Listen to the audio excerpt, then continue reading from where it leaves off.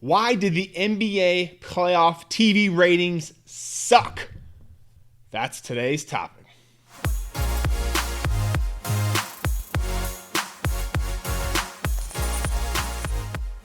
All right, hey everybody, welcome back to another episode of the Power Sports Memorabilia Show. I am your host, Matt Powers. Thank you again for joining me. I always appreciate it. You guys can visit the website, powersportsmemorabilia.com.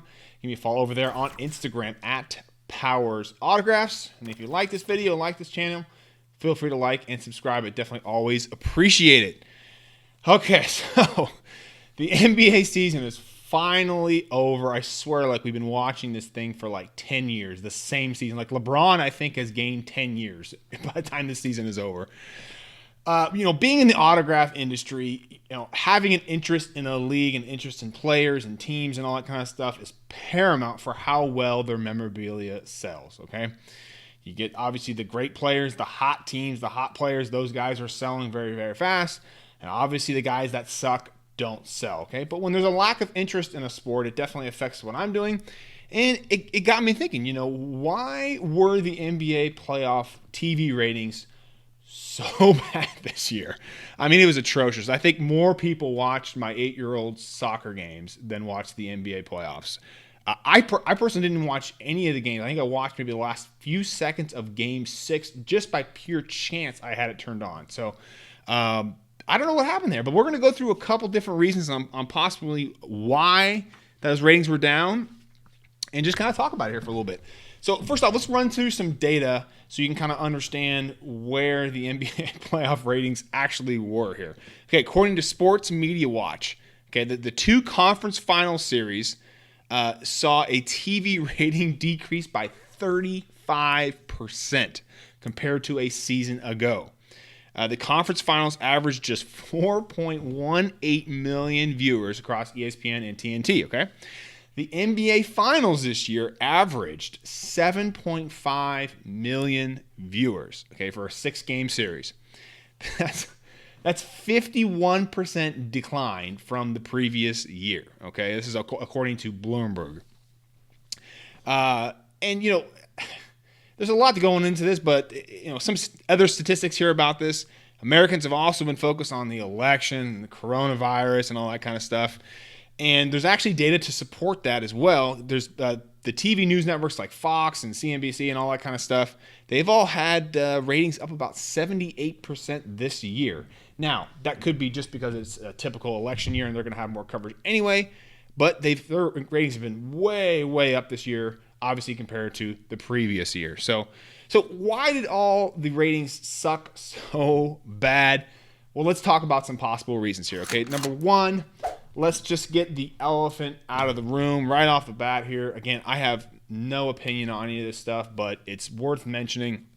Did the political culture right now that's going on in the United States have any effect on the TV ratings? People are always threatening everybody in this country. If this happens, I'm leaving. If this happens, then I'm not watching. And I don't know. I really don't play that game, but I've heard people talk about it. Hey, I don't watch it because of this, and I don't watch this because of that. That's fine and dandy. Did it affect these numbers? Maybe a little bit. It's hard to say that they would drastically reduce it down by 51%. So it's really hard to quantify the numbers. It's not like you can just run through some data and say, hey, why weren't you watching this? Well, it was because of this and this and this. People do watch sports to kind of, quote unquote, escape and get off of their, normal mental thinking patterns and have some entertainment and all that kind of stuff. That I totally get. They don't want to be, inundated with other stuff. Totally understand that. But how much has it been affected? My guess is minimal, but again, I don't have any data to support that. I don't have any data to support the other way either. So that's just my personal opinion. Probably a little bit, but not a ton. I think these other reasons are possibly going to be affecting it a lot more. Number two, it's an election year. Oh my gosh, can we all just wait for this to be over? I mean, gosh, people are going nuts about this stuff. I don't get it, but apparently this is a big deal to a lot of people here. Are people turning in more to the election stuff than they are to basketball? Possibly. I mean, your hardcore NBA fan is always going to choose the NBA over anything else. So it's definitely possible. Game 7, okay, of the 2016 NBA Finals. Okay, this was also an election year. This registered actually the highest rated, most watched NBA game with an average rating of 15.8 rating and 31.02 million viewers. That's like shit. Wow. That's crazy. It was the first basketball game to draw more than 30 million average viewers in 18 years, and only the 7th non-NFL sports telecast, including the Olympics, to have done so since 1998. I hope you can follow that. That was like a maze, right? That was like going through the corn maze and trying to figure your way out of that. Now, something to keep in mind, though. This game was played, this 2016 game I'm talking about, on June 19th, which is way farther away from the election than when this Game 6 was played, which was on October 11th, which is roughly 3 weeks away from election. So I can see how, as we're this much closer to the election, people are focusing more on that than they would be in June. So that's something to keep in mind. But as I mentioned in the opening, the ratings for the TV news networks for the first 5 NBA games of the finals were up 78%. But however, though, not that many people are tuning into TV at all. Let me run through some stats for you right quick. About 76.2 million people were watching TV on the first 5 nights of the NBA Finals this year, okay, which is a 9% decline from the previous year. And it's about a 7.6 million drop, which is almost identical to what the drop in basketball is. You can take that with a grain of salt there. Think about this, though. 76 million people were watching TV. What the hell is wrong with people? Why are we watching so much TV? I mean, don't we have stuff to do, like, outside of sitting on our couch watching TV? I mean, what do we got? 330 million people that live in this country? I mean, that is just an insane amount of number that watch TV. I mean, I got rid of my TV a long time ago, but that, to me, that seemed like a lot. I thought it would be a lot less people that actually watch TV, but anyway, that's a whole other topic there. Number 3, can't really go without mentioning this because obviously this has had a big factor to the COVID-19 issue. According to Forbes, in the first quarter of 2020, the number of households dropping their cable or satellite TV subscription was at an all-time high. 1.8 million people canceled their TV. Golf clap. Good job, people. You don't need it. You'll be much, much happier without it. Obviously, this is the obvious answer is this is definitely related to people losing their jobs and cutting out $100, $200 bills or whatever they're paying for TV.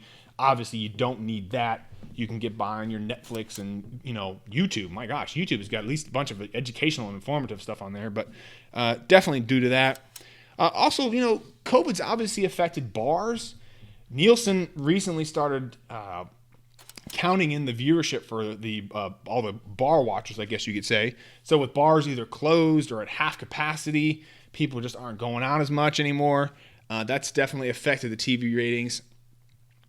And it's hard to really say exactly on that one, but because every state is kind of somewhat different as far as how they've been handling it. But that could definitely be a huge, huge factor for that as well.